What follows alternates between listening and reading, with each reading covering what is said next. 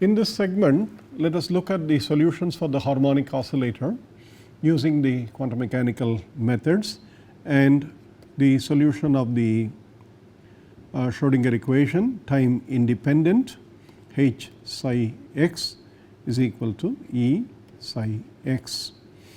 The x is the position coordinate for the harmonic oscillator motion, and the wave function is a function associated with the harmonic oscillator, and it has the same probability interpretation as you have with the particle in a one dimensional box, namely psi squared dx represents the probability of finding the harmonic oscillator between x and x plus dx, x and x plus dx. The H is of course the Hamiltonian operator, and the Hamiltonian operator in quantum mechanics is obtained from the classical Hamiltonian, which is p squared by 2m by changing the momentum to the operator and also half k x square, where x is the position operator. And in quantum mechanics, of course, in this case p is to be replaced by the standard representation in coordinate with the derivative minus I h bar d by dx. It is one dimension, so we do not need the partial derivative. It is I h bar d by dx, which leads to immediately this formula, namely h is minus h bar square by 2m d square by dx square, as you had it in the particle in a one dimensional box, with half k x square, which is the potential energy associated with the harmonic oscillator. Therefore, the solution that you have to obtain is the solution that H psi is equal to E psi, sorry, there is no cap on the psi, is equal to E psi is the solution of the differential equation, namely minus h bar square by 2m d square psi by dx square plus half k x square psi minus E psi is equal to 0. So, second order linear differential equation.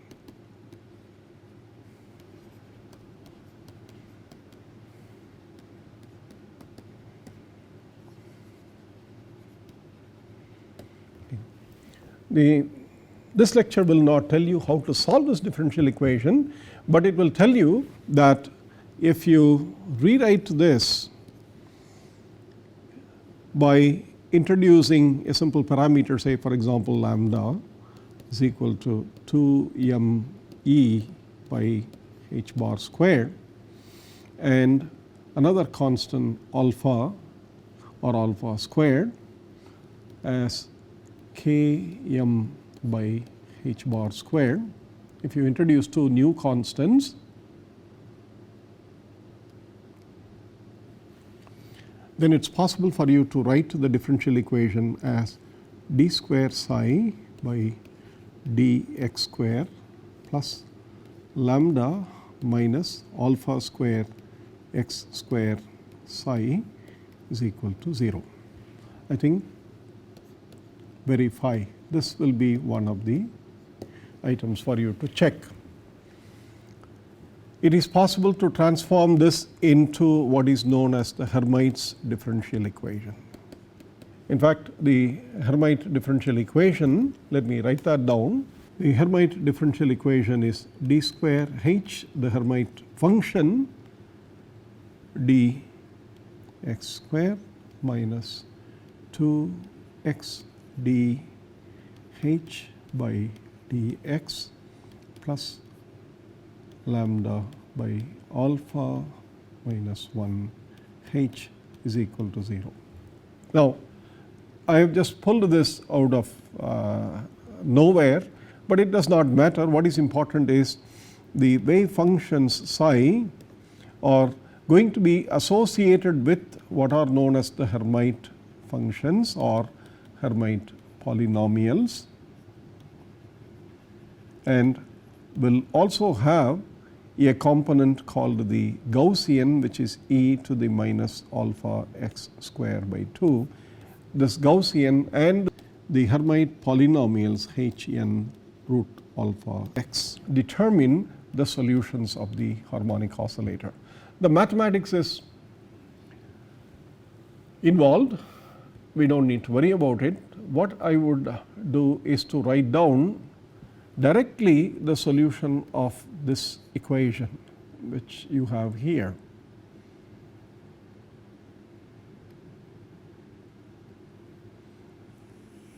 This equation,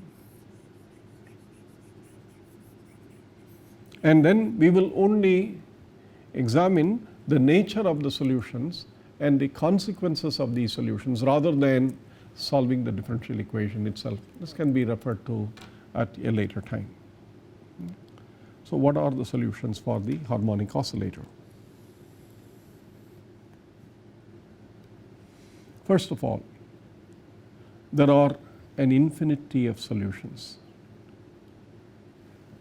H psi n of x is equal to E n psi n of x, and the formula for E n turns out to be, when you solve the Schrodinger equation, E n is h bar omega times n plus a half, and n is the quantum number which can take values 0, 1, 2 to infinity. N is the oscillator quantum number, and for each value of n there is a psi n.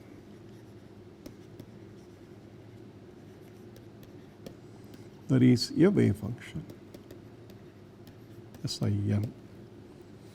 The general formula for psi n, when you do the mathematics, is given by a normalization constant which also depends on this quantum number n, and an exponential of minus alpha x square by 2 times the Hermite polynomials h n root alpha x. Okay.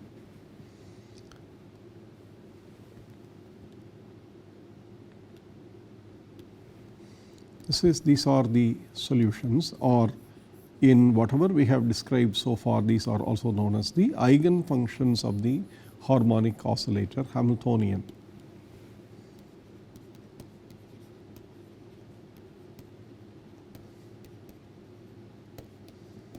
The eigenvalues are En or En. Go back and look at the constants alpha and lambda.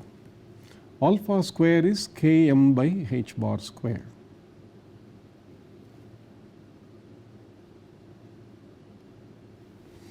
Alpha square is km by h bar square. Okay. K is the force constant, which is mass t to the minus 2 multiplied by mass m, and h bar is mass length square t to the minus 1, but it is a square. So, what you have is 1 by L to the power 4. Therefore, alpha square has the unit length raised to minus 4, or alpha has the dimension, alpha square has the dimension of length to the minus 4, and alpha has the dimension of L to the minus 2. That should make sense because x is a position, and therefore it is also the length from the equilibrium, a distance from the equilibrium. Therefore, you see that alpha x square is dimensionless. otherwise e to the minus alpha x square by 2 does not make sense. Okay. So, the constants have been chosen to get some of these physical parameters clear, and the Hermite polynomial, which is a function of position, is multiplied by square root of alpha, and you can see that square root of alpha is length inverse. Okay. Length inverse, therefore square root of alpha x is also dimensionless, so that you can add various powers. The Hermite polynomials are solutions of what is known as the Hermite equation, which I wrote down earlier, and the Hermite polynomials are defined for various values of, say, let me write h and y, if I put the argument as y instead of root alpha x. Okay. Y is root alpha x in this case. If I write h and y and n equal to 0, 1, 2, 3, etc., then the results are already known, namely h0 of y is 1, h1 of y is 2y, h2 of y is 4y square minus 2, h3 of y is equal to 8y cube minus 12y, and so on. Okay. So, if you write this in terms of root alpha x, h naught root alpha x is 1, h1 is 2 root alpha x, h2 is 4 alpha x square minus 2, and h3 is 8 root alpha alpha root alpha, that is, it is alpha to the 3 by 2 x cube minus 12 root alpha x, and so on. Okay. There are relations that the polynomial satisfy between hn, hn plus 1 and hn minus 1. There is a relation called recurrence relation.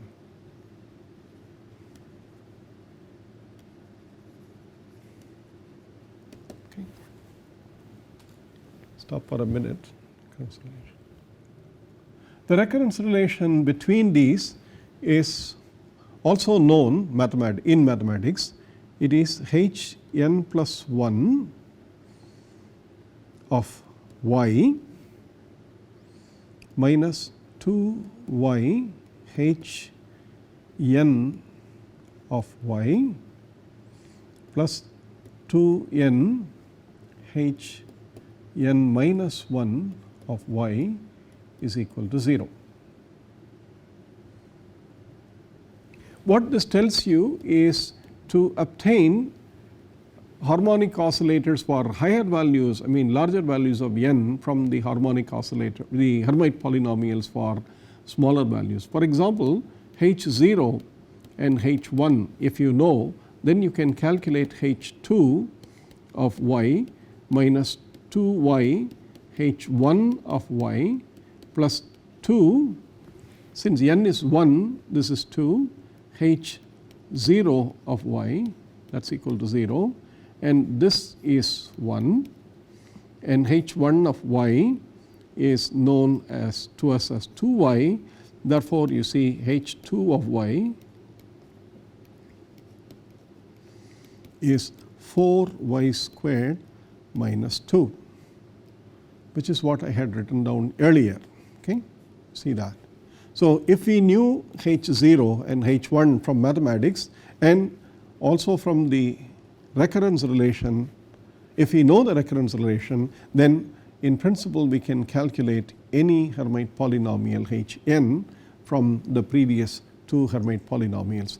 And so, one exercise would be to show that h3 of y is equal to 8y cube minus 12y, and so on. So, one can reproduce these tables, and let me just show you from one of the lectures that I have had earlier.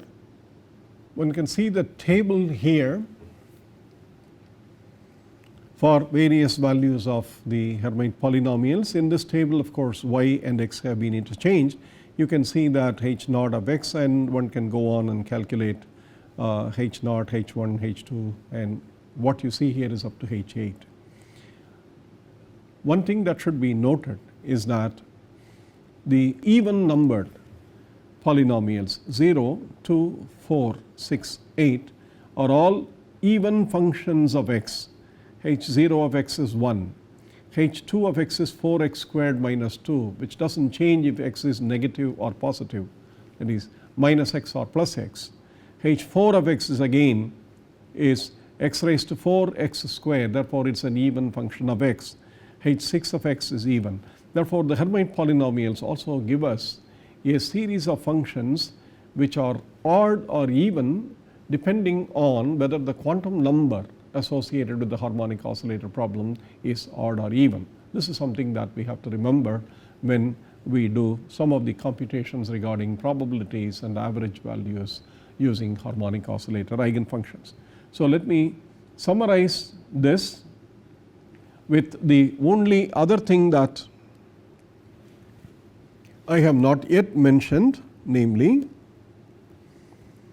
if we write psi n of x as a normalization constant n and an exponential e to the minus alpha x square by 2 multiplied by the Hermite polynomial h n of root alpha x.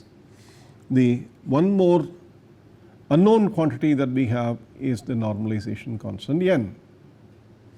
And of course, n is such that the integral psi n star, which in this case is the same as psi n of x, psi n x dx, between the limits minus infinity to plus infinity, because the harmonic oscillator position coordinate can go the negative direction as well as in the positive direction.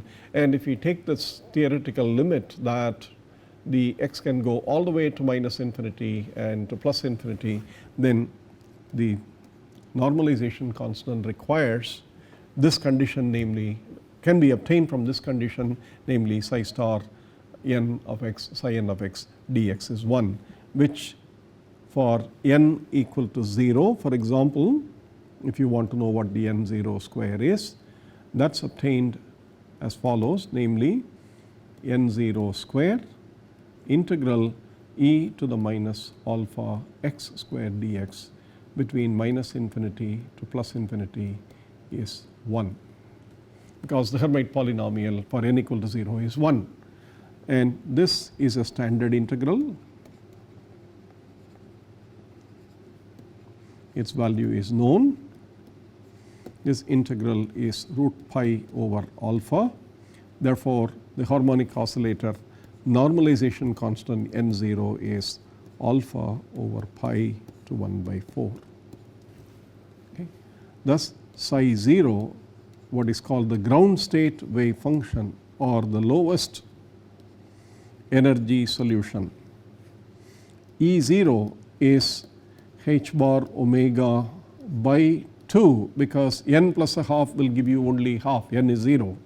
E0 is h bar by omega by 2, and psi 0 of x is alpha by pi to 1 by 4 e to the minus alpha x square by 2. In a similar fashion, one can calculate any n by having the normalization constant evaluated using these types of integrals, e to the minus alpha x square, x raised to 2n minus infinity to plus infinity dx. If we know the value of this integral for all values n equal to 0, 1, 2, 3, etc., then it is possible for you to calculate the normalization constant n.